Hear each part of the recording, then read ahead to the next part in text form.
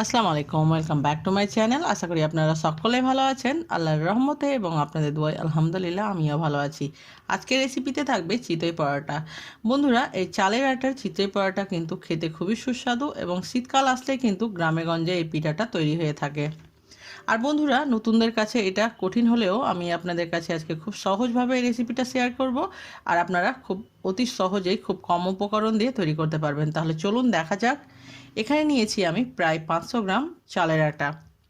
আমি বাজার থেকে যে আটা কিনে পাওয়া যায় সেই আটাই নিয়েছি। দিয়ে দিব স্বাদ মতো লবণ। লবণটাকে আমি ভালোভাবে মিশিয়ে নিব।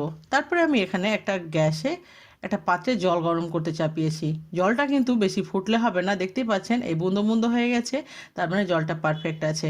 আর কিন্তু বেশি গরম করলে আটাটা একে অপর থেকে ছেড়ে দিবে। এই পর্যায়ে কিন্তু ঠিক টাইম আছে, এবার গ্যাসটা বন্ধ করে দিতে হবে এবং সঙ্গে সঙ্গে আটাটার উপরে এই জলটা ঢেলে আটাটাকে মাখতে হবে। বন্ধুরা, আপনারা ভেজা চালের আটাও নিতে পারেন। এবার অল্প অল্প জল দিয়ে কিন্তু আটাটাকে আমি মেখে নিব। বন্ধুরা, পরে যদি জল প্রয়োজন হয় আপনাদের কাছে এই জল থেকেও বেশি, তাহলে কিন্তু আবারও সেই একই পর্যায়ে জলটাকে গরম করে নিতে হবে। কোনো পর্যায়ে কিন্তু কাঁচা জল দেওয়া যাবে না বা ঠান্ডা জল দেওয়া যাবে না। আর বন্ধুরা, আমার চ্যানেলে যদি নতুন থাকবেন তো চ্যানেলটাকে অবশ্যই সাবস্ক্রাইব করবেন আর পাশে থাকা বেল আইকনটি প্রেস করে অল নোটিফিকেশান অন করবেন। আর নোটিফিকেশান অন না করলে কিন্তু আমার ভিডিও আপনারা প্রথমে দেখতে পাবেন না। এবার একটু আটাটা ঠান্ডা হয়ে গেছে, এবার আমি হাতের সাহায্যে ভালোভাবে এটাকে ফেটিয়ে ফেটিয়ে মেখে নিব।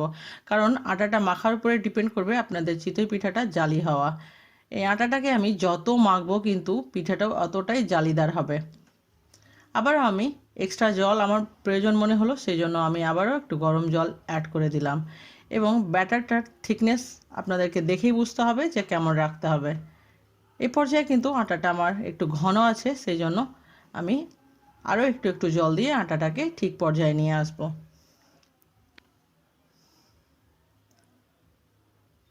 বন্ধুরা, এই চিতই পিঠা কিন্তু তৈরি করা খুবই সহজ, কিন্তু প্রথমে কিন্তু আপনাদের কাছে খুব পারফেক্ট হবে না, তবে আপনারা বারবার ট্রাই করবেন, দেখবেন খুব সুন্দর এই চিতই পিঠা তৈরি হয়ে যাবে।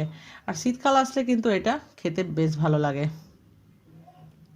আটাটাকে আমি ভালোভাবে মাখিয়ে নিয়েছি এবং এই হাতা চামচের সাহায্যেও কিন্তু আমি ভালোভাবে এভাবে ঘুরিয়ে ঘুরিয়ে ফেটিয়ে নিব। যত বেশি ফেটাবো তত বেশি আটাটা আমার মাখা ভালো হবে এবং চিতই পিঠাটাও কিন্তু বেশ ভালো হবে। এভাবে করে প্রায় আমি 10 মিনিটের মতো আটাটাকে ফেটিয়ে নিয়েছি। আটাটা ফেটালে কিন্তু আটাটার ওয়েট বা ওজনটা হালকা হয়ে যাবে এবং পিঠাটা জালিদার তৈরি হবে।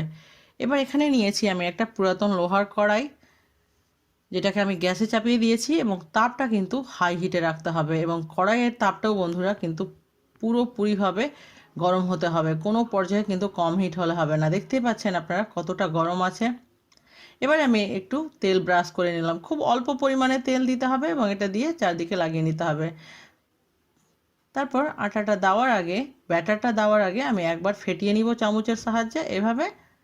তারপরে আমি ব্যাটারটাকে দিয়ে দিব কড়াইয়ে। আমি 1.5 চামচের মতো দিয়েছি। দিয়ে আমি চুলোর আঁচটাকে হাই হিটে রেখে এটাকে ঢাকা দিয়ে দিব প্রায় 4 মিনিটের মতো। দেখতে পাবেন ঠিক একটা পর্যায়ে যে উপরের কালারটা চেঞ্জ হয়ে গেছে এবং ফুলে কিন্তু বরাবর হয়ে যাবে। দেখতে পাচ্ছেন কত সুন্দরভাবে উঠে গেল এবং দেখতেও কিন্তু বেশ ভালোই লাগছে। বন্ধুরা, এইভাবে করে কিন্তু আমি সমস্ত চিতই পিঠাটাকে তৈরি করে নিয়েছি। আর আমার রেসিপি আপনাদের কাছে কেমন লাগলো অবশ্যই আমাকে কমেন্টে লিখতে ভুলবেন না। আর আপনারা কমেন্ট করলে আমরা প্রোৎসাহিত হই। আর একটা লাইক দিবেন বন্ধুরা, লাইক দিলেও কিন্তু আমাদের এগিয়ে যেতে ভালো লাগবে। আর আমার কোনো রেসিপি নিয়ে কোনো কোয়েশ্চেন থাকলে অবশ্যই আমাকে জানাবেন। আর আপনারা যে কোনো রেসিপি যদি তৈরি করতে দ্বিধা হয় তাহলে আমাকে লিখবেন, আমি ওই রেসিপিটাই আপনাদের সঙ্গে শেয়ার করব। দেখতে পাচ্ছেন এই পিঠ পিঠ কত সুন্দর হয়েছে এবং কত পিঠাটা জালিদার হয়েছে এবং সফট হয়েছে। এটা মাংসের সঙ্গে খেতে বেশ ভালো লাগবে। আপনারা চিকেন মাটন যে কোনো কিছুর সঙ্গে ট্রাই করবেন এটা। আর আবারও দেখা হবে নতুন কোনো একটা রেসিপির সঙ্গে। আল্লাহ হাফেজ।